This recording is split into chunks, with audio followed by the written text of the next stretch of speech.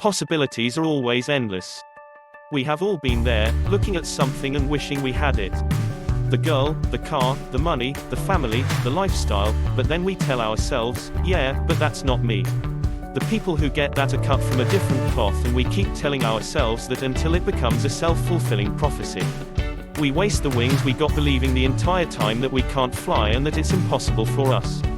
We don't even see our wings most of the time. 1. The invisible. This is the area we know nothing about since it is not even on our radar.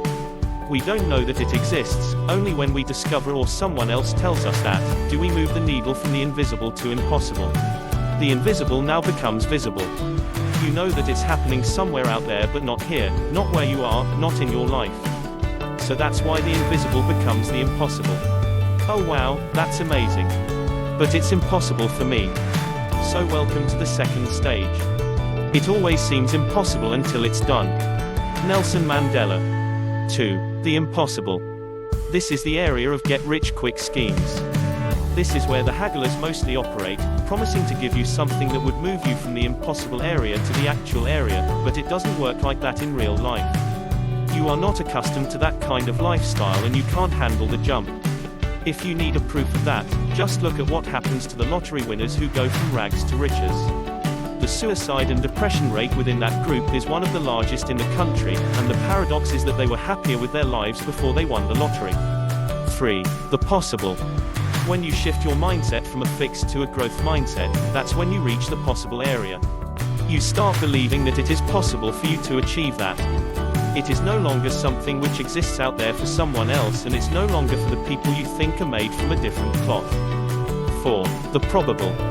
This is where you mix your mindset shift and the belief that you can do it, with the necessary knowledge and skills to do it. This is where your why and how gets its what. In the area of the probable, you learn the what of the craft.